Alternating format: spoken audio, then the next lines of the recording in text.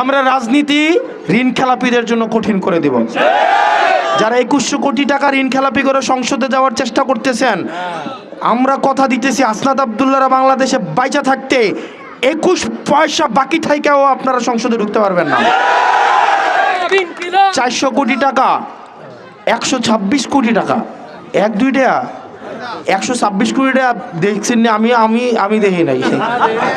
126 কোটি টাকা, 126 হলো কটা শূন্য হইলে 126 কোটি টাকা হয়। এর কয়জন বলতে পারবো না, কইতে পারবেন? 126 হলো কটা শূন্য লাগবো, হিসাব করতে হবে কয়টা। তো যাই হোক, এখন যাদের আসলে কি রাজনীতির হচ্ছে জীবিকা, তারাই কেন্দ্র দখল করতে আসে। ধরেন নির্বাচনে আমরা যদি ফেল করি, আমরা রাজনীতি করব, আমরা রাজনীতির মাঠেই আমাদের থাকতে হবে। অনেকে আছে সিজনাল পলিটিশিয়ান, নির্বাচনের সময় আসছে, আবার যদি নির্বাচনে দেখবেন নাই, দেখবেন রাজনীতির মাঠেও নাই। এরকম বহুত পাবেন।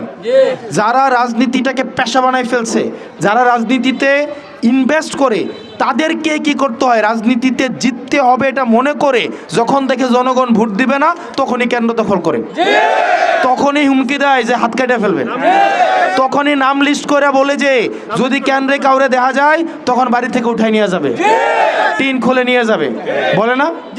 মানুষ ভালোবেসে ভোট দিলে ভোট পাবো, ভালোবেসে যদি মনে করে ভোট দিবে না, দিবে না। কি ভাই, এটা কি জোর জবরদস্তির বিষয়?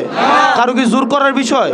মানুষ ভালোবেসে আমাদের ভোটও দিবে, যেমন আমাদেরকে এখন ভাতও দেয়, আমাদেরকে পকেটে এসে টাকাও দেয়, আমাদেরকে মানুষ এসে ভালোবাসাও দেয়, ঘরে থেকে এনে খানাও দেয়, ঘরে থেকে এনে টাকাও দেয়। 12 তারিখ ইনশাল্লাহ ভোটটাও দিবে। আর যাদেরকে ভোট দিবে না, তাদের হচ্ছে গিয়ে কি করতে হয়, মারধর করে ভোট নিতে হয়। ঠিক কিনা? ঠিক কিনা?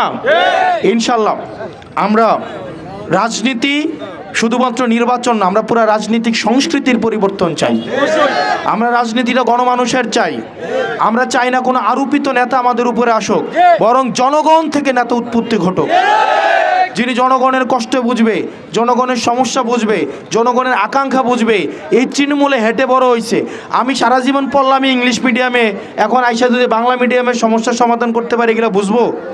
আমি সারা জীবন খাইছি সকাল উইটে চিজ বার্গার আর হচ্ছে স্যান্ডউইচ, আমি সকাল উইটে জাউ ভাত আর আলু ভর্তা, আল্লাহ মহিষের ভর্তার আমি মজা বুঝবো? এটা কি বুঝাইতে পারবো? তো যে যেই জায়গার সেই জায়গার মানুষের সমস্যাও বুঝবে, সমাধানও বুঝবে।